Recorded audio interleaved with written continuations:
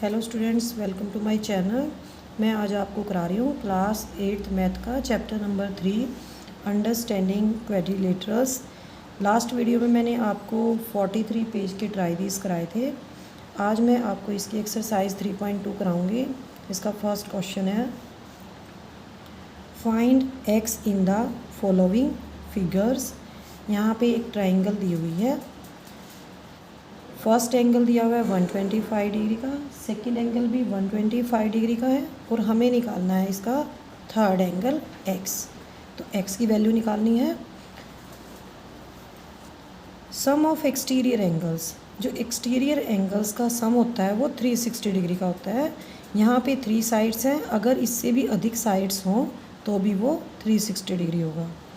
तो हम इसको पुट कर देंगे वैल्यूज़ को। 125 degree plus 125 degree plus x is equal to 360 degree.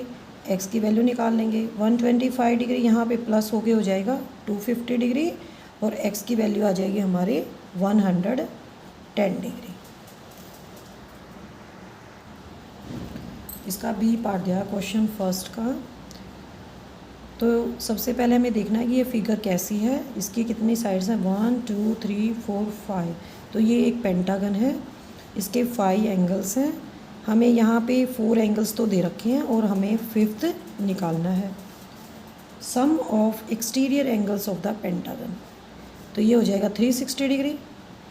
अब हमें यहाँ पे एक एंगल दे रखा है 90 डिग्री का, ये 90 डिग्री का है, ये 60 डिग्री का है, ये भी यहाँ पे 90 डिग्री का बाहर वाला एंगल दे रखा है हमें। तो अगर बाहर वाला 90 का है तो अंदर वाला भी 90 का हो जाएगा। ये यहाँ पे 70 डिग्री का है और हमें निकालने हैं यहाँ पे वैल्यू x की। तो अब हम इन वैल्यूज़ को पुट कर देंगे। Angle x plus 90 degree plus 60 degree plus 90 degree plus 70 degree. तो इन सब पाँचों एंगल्स का सम कितना आ जाएगा, 360 डिग्री। अब हमारे पास 4 एंगल्स हैं, 5th एंगल हमें निकालना है। तो 360 में से हम चारों एंगल्स का जो सम है उसको हम माइनस कर देंगे। 360 डिग्री माइनस 310 डिग्री और x की वैल्यू आ जाएगी हमारी 50 डिग्री। तो x यहाँ पे कितना हो जाएगा, 50 डिग्री हो जाएगा।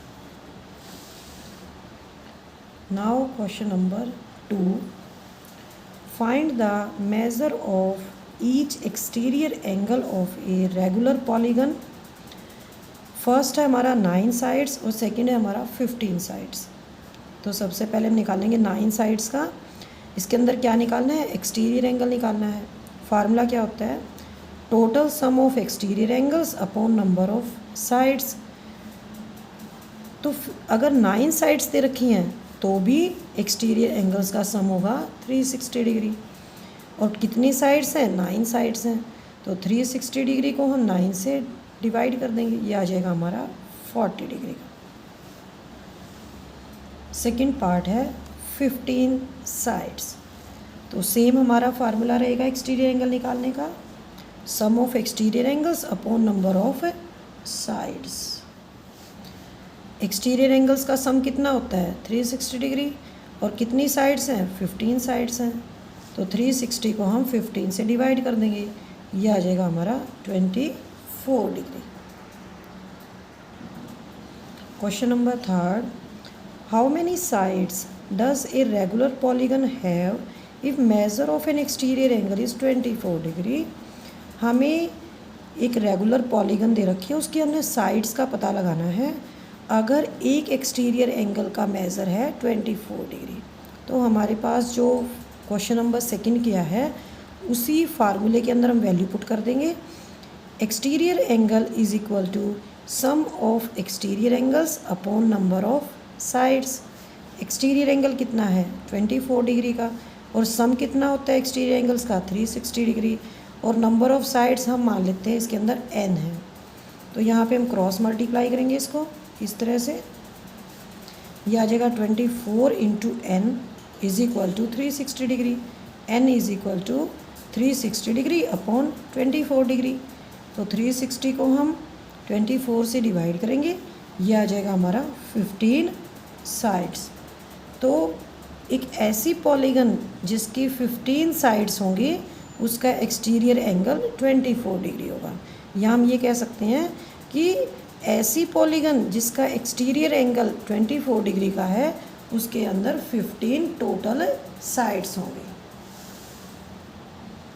Question number 4, how many sides does a regular polygon have if each of its interior angle is 165 degree. हमारे पास एक रेगुलर पॉलीगन है, हमें बताना है इसकी कितनी साइड्स होंगे अगर इसका इंटीरियर एंगल दे रखा है 165 डिग्री। इंटीरियर एंगल अगर 165 डिग्री है तो एक्सटीरियर एंगल कितना हो जाएगा, 180 डिग्री में से हम फिर 165 डिग्री माइनस कर देंगे, 15 डिग्री आ जाएगा एक्सटीरियर एंगल। ठीक है, अब हम इसको वैल्यू पुट कर देंगे इस फार्मूले के अंदर। Exterior angle is equal to sum of exterior angles upon number of sides. Number of sides को हम n मान लेते हैं। एक्सटीरियर एंगल कितना आ गया हमारा 15 डिग्री, और टोटल कितना होता है एक्सटीरियर एंगल्स का सम 360 डिग्री अपॉन n।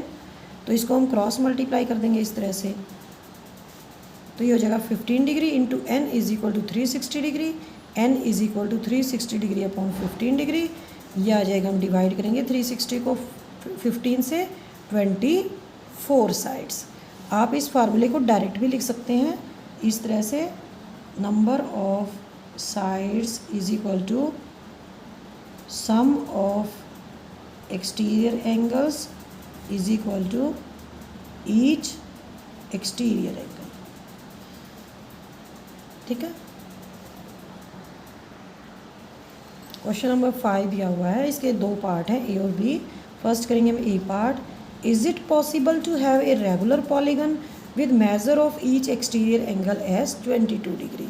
हमें बताना है कि क्या ऐसी रेगुलर पॉलीगन हो सकती है जिसका एक्सटीरियर एंगल 22 डिग्री हो। तो हमें इसके लिए क्या करना पड़ेगा, हम इसके लिए क्या करेंगे, नंबर ऑफ साइड्स निकाल लेंगे, तो हमें पता चल जाएगा कि रेगुलर पॉलीगन पॉसिबल है या नहीं है। Exterior angle is equal to sum of exterior angles upon number of sides.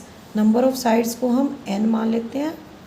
Exterior angle कितना है 22 डिग्री इज इक्वल टू सम कितना होता है एक्सटीरियर एंगल्स का 360 डिग्री, नंबर ऑफ साइड्स आ गया n। अब हम करेंगे इसको क्रॉस मल्टीप्लाई, तो n की वैल्यू कितनी आएगी, हम 360 को 22 से डिवाइड कर देंगे, तो ये आ जाएगी हमारी 16 पॉइंट कुछ आएगी, 16.5 आएगी ये। लेकिन ऐसी पॉलीगन तो होती नहीं कि जिसकी 16.5 साइड्स हो। 22 is not a divisor of 360 degree. 360 degree से 22 कम्प्लीटली डिवाइड नहीं हो रहा है, सो ये regular polygon is not possible. तो ऐसी पॉलीगन कोई नहीं होती जिसका एक्सटीरियर एंगल 22 डिग्री हो। सेकेंड पार्ट है, can it be an interior angle of a regular polygon. Can it का मतलब यहाँ पे क्या है 22 डिग्री। क्या 22 डिग्री किसी रेगुलर पॉलीगन का इंटीरियर एंगल हो सकता है? अगर हो सकता है तो बताना है, अगर नहीं हो सकता तो हमें रीज़न देना पड़ेगा। इंटीरियर एंगल दे रखा है 22 डिग्री, तो एक्सटीरियर एंगल कितना हो जाएगा 180 डिग्री माइनस 22 डिग्री 158 डिग्री हो जाएगा। अब 158 is not a divisor of 360। अगर हम 360 को 158 से डिवाइड करेंगे तो यहाँ पे ये कम्प्लीटली डिवाइड ही नहीं होगा।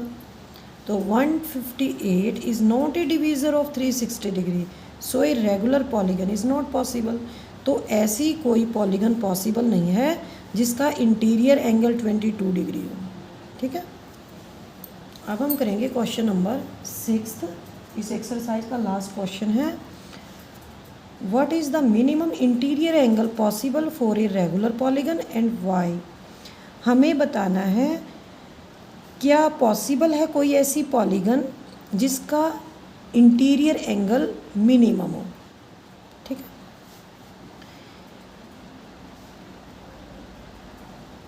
Equilateral triangle is the smallest possible regular polygon. जो इक्विलेटरल ट्राइंगल होती है वो सबसे छोटी रेगुलर पॉलीगन है जिसके अंदर 3 साइड्स होती हैं। Sum of angles of equilateral triangle.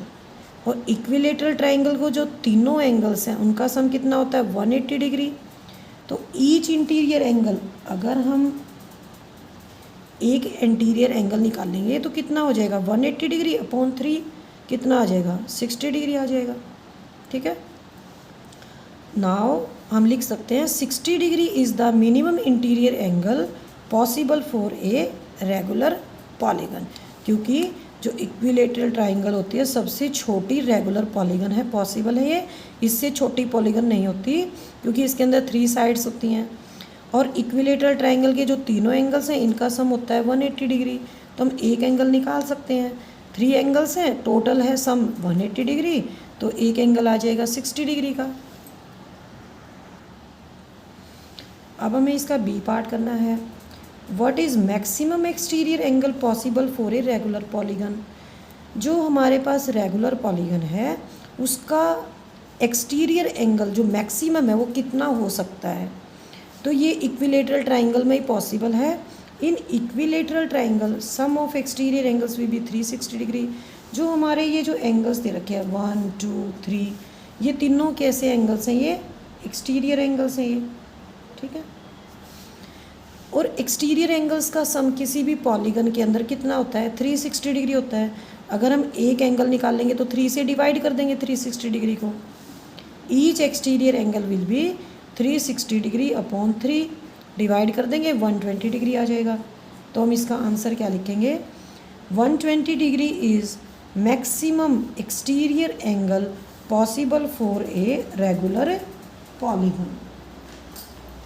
तो इसी के साथ हमारी एक्सरसाइज 3.2 कंप्लीट होती है। नेक्स्ट टाइम मैं आपको कराऊंगी काइंड्स ऑफ क्वाड्रिलेटरल्स। अगर आपको इसके नोट्स चाहिए एक्सरसाइज 3.2 के तो डिस्क्रिप्शन बॉक्स में मैं लिंक दे दूँगी, वहाँ से आप डाउनलोड कर सकते हैं। अगर आपको वीडियो अच्छी लगी है तो लाइक करें और मेरे चैनल को सब्सक्राइब करें। थैंक यू बच्चों।